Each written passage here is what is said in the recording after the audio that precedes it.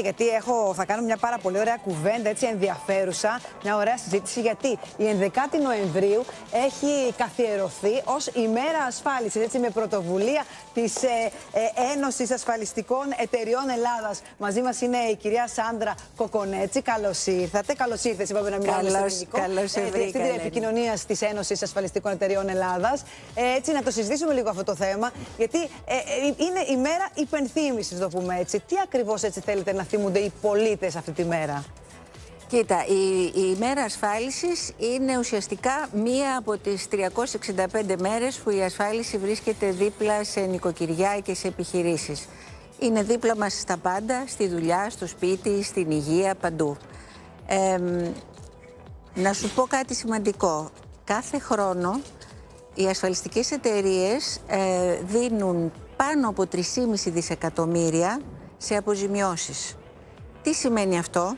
Σημαίνει ότι αν δεν υπήρχε η ασφάλιση, δεν θα είχαν οι επιχειρήσεις και οι πολίτες 3,5 δισεκατομμύρια για να μπορούν να ανακάμψουν από κάποια αναποδιά, κάτι δύσκολο που έχει συμβεί στη ζωή τους. Το θέμα είναι το αντιλαμβανόμαστε αυτό. Μα γι' αυτό. Έχουμε πια αυτή την ασφαλιστική συνείδηση.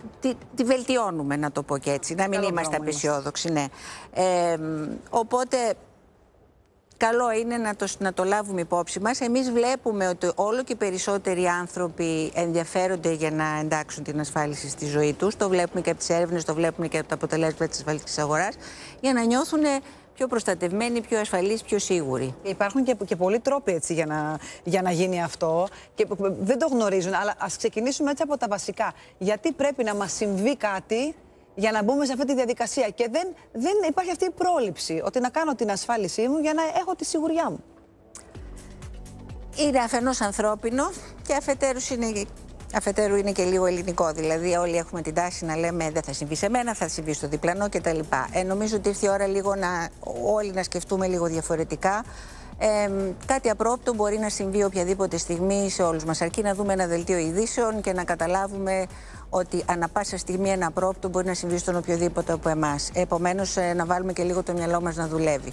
Από την άλλη, ζούμε σε μια χώρα η οποία είναι εκτεθειμένη όλο και πιο συχνά σε φυσικές καταστροφές. Δυστυχώς έχουμε πολύ περισσότερες και πιο συχνές δασικές πυρκαγιές, έχουμε πλημμύρες. Επομένως, αυτό που πρέπει να κάνουμε είναι να αλλάξουμε λίγο τον τρόπο με τον οποίο σκεφτόμαστε και να αντιλαμβανόμαστε ότι τα πράγματα, ότι έχουμε ένα σύμμαχο δίπλα μας που είναι η ασφάλιση, για να μπορέσουμε να προστατευτούμε. Ως σύμμαχο, ασφαλώς ως σύμμαχο και ως εργαλείο. Απ' την άλλη, δεν μπορούμε να κάνουμε όλοι όλα. Δηλαδή, ο κάθε άνθρωπος έχει τις προτεραιότητές του. Άλλος έχει περισσότερη ανάγκη να εξασφαλίσει ότι όταν θα συνταξιοδοτηθεί θα έχει μια ποιότητα ζωής η οποία θα καλύπτει τις ανάγκες του. Άλλος θέλει να θωρακίσει την υγεία του. Και οι περισσότεροι, ελπίζω, θα θέλουν να προστατεύσουν το σπίτι τους, διότι έχουν δώσει ό,τι έχουν και δεν έχουν για να το αγοράσουν. Έτσι, με κόπους. Επομένως, το καλύτερο είναι κανείς να δει τις δικές του προτεραιότητες, να το συζητήσει με τον ασφαλιστικό του σύμβουλο ή με την ασφαλιστική του εταιρεία και να δει για τον ίδιο τι είναι καλύτερο και πώς μπορεί να επιλέξει αυτά τα οποία θα τον βοηθήσουν για να νιώθει ασφαλής, σίγουρος και να κοιμάται. Τι θα λέγατε σε ένα νέο άνθρωπο τώρα που μας ακούει και θέλει να ξεκινήσει, να κάνει αυτή τη διαδικασία? Μ' αρέσει πολύ αυτή η ερώτηση, γιατί οι νέοι άνθρωποι είναι, όπως όλοι ξέρουμε, το αύριο. Στους νέους ανθρώπους, αλλά όχι μόνο, θα έλεγα και στους τηλεθεατές που είναι γονείς που μας ακούνε, θα ήθελα να πω δύο πράγματα. Το ένα είναι ότι αλλάζει η ζωή, αλλάζει η κοινωνία και αλλάζει πάρα πολύ και η οικονομία. Άρα πρέπει να πάρουν τη ζωή τους στα χέρια τους. Τα πράγματα δεν είναι όπως ήταν πριν από 50 χρόνια. Για να πάρουν τη ζωή τους στα χέρια τους, η ασφάλιση τους δίνει ένα εργαλείο. Είναι ένα επιπλέον εργαλείο για να μπορείς να θωρακίσεις και να προστατεύσεις ό,τι χτίζεις.